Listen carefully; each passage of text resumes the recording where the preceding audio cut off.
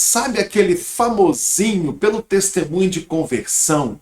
A pessoa tem lá uma excelente história e eu não quero desmerecer nenhuma delas, mas tem um grande testemunho em que, passando por uma dificuldade, problema, acidente, doença, essa pessoa muitas vezes chegou no fundo do poço e do fundo do poço foi resgatada por Deus e então se converteu, se tornou evangélico. E a pessoa conta esse testemunho. Eu acho muito bom, é saudável, nós podemos aprender um pouco mais sobre vida com Deus, sobre restauração. Isso é muito bom de ouvir essas pessoas. Só que eu faço uma ressalva com vocês, tomem cuidado com isso.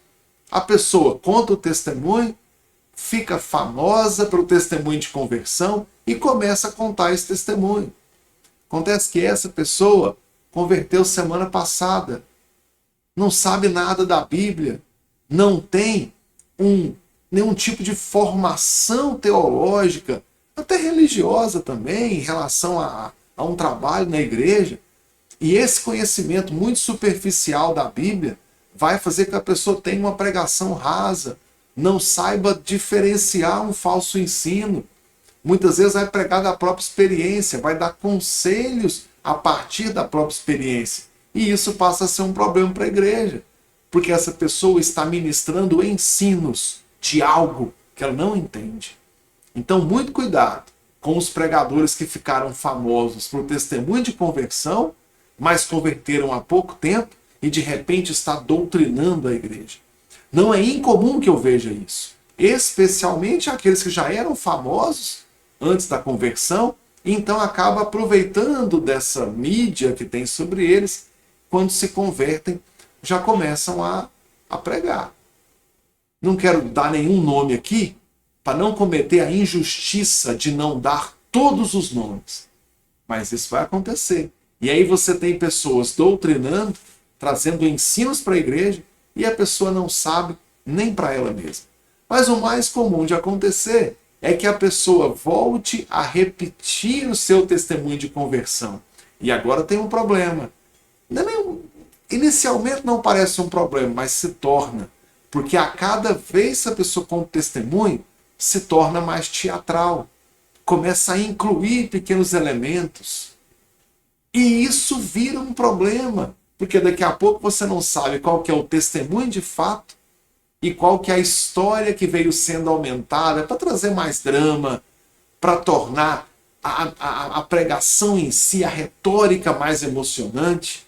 E chega uma hora que eu nem sei mais qual é a versão original. Eu acho que eu já contei nesse canal aqui, mas não tem problema se você não ouviu, melhor ainda, né? Passa a ser a primeira vez. Eu conheço, eu sei quem é o pregador. Não vou falar o nome aqui, porque é um exemplo genérico, tá? Do comportamento de muitos. O camarada sempre conta, eu já escutei 5 vezes o testemunho. 5 variações, tá? Em uma delas, vamos usar de referência. Ele estava em casa, desempregado, só tinha uma moto, praticamente não tinha gasolina nessa moto, faltava tudo em casa, recebeu um convite para pregar. Então ele foi pregar na motinha, já na reserva. Chegando lá, o pastor disse que não tinha uma oferta de pregador para dar para ele. Ficou com o coração na mão, com medo de acabar a gasolina e ele ter que chegar em casa empurrando essa moto, sabe de lá onde acabasse o combustível. Só que o pastor disse, eu não tenho dinheiro, completou, mas eu tenho uma cesta básica para você. E uma cesta básica grande, enorme, que teve dificuldade até de amarrar na moto, e tinha tudo ali que a casa dele precisava, e a gasolina da moto conseguiu voltar para casa mesmo, na reserva, glória a Deus. Esse foi o testemunho. Só que em outra vez que ele contou o testemunho, ele disse que a filha dele queria comer uma peta. E ele não tinha um dinheiro para comprar uma peta. Mas quando o pastor entregou a cesta, estava a peta lá dentro da cesta. Em outra versão, ele diz que estava na cesta um biscoito que a esposa gosta. Em outra versão, era um pacote de bolacha que ele gosta. Em outra versão, era a marca do café que ele gosta. Em uma versão, ele amarrou a cesta básica na moto. Em outra versão, o pastor levou a cesta, que tinha tanta coisa que não cabia na moto. Em uma terceira versão, ele foi na casa do pastor buscar a cesta. Em outra versão, ele disse que a cesta estava no porta-malas do pastor da igreja, que o pastor abriu o porta-malas com o controle remoto do carro e o porta-malas até estufou, de tanta coisa que tinha. E lá em cima, essa é a versão do café por cima da cesta básica. Estou contando a história para vocês é porque o camarada conta a história tantas vezes que ele começa a incluir pequenos elementos retóricos e eu confesso que eu não sei qual é a versão original. Sinceramente, eu acredito que aconteceu esse episódio de estar com dificuldade financeira, precisando de uma cesta básica e ganhou dessa igreja que o convidou para pregar a cesta básica que precisava. Só que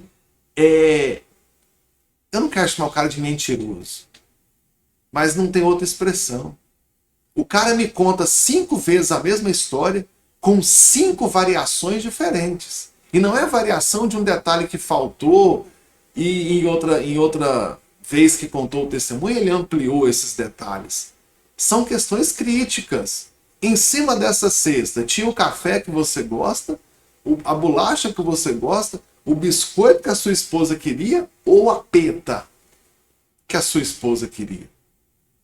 Me conta essa história aí. Qual que é a versão? O pastor te deu a cesta que deu para amarrar na moto? Ou ele teve que levar em casa, na sua casa, porque não cabia na moto? Ele te entregou a cesta? Ou ao abrir o porta-mala, tinha tanta coisa no porta-mala que estufou a tampa do porta-mala e acabou abrindo rápido de tanta coisa que tinha lá dentro? Mas que itens de cesta básica estranhos são esses, né? Porque muitas coisas se quebram e nada tem para estufar. Tem? Me fala qual item de alimento não perecível aí tem como pressionar e quando solta a pressão ele volta à forma normal, volta à altura normal.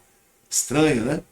Tenho muitos outros exemplos, mas vou ficar nesse. Resumindo aqui, minha crítica: cuidado com os famosos por testemunho de conversão, porque eles não têm conteúdo. Daqui a pouco, quando não tiver mais plateia nova para contar o testemunho, vai começar a pregar sem conhecimento bíblico, vai começar a doutrinar a igreja sem uma boa referência bíblica. E onde é que está a referência desses caras? Está no TikTok, está nos shorts do YouTube, está nos rios lá do Instagram. E qual é a credibilidade desses rios, desses shorts, desses stories? Onde é que estão?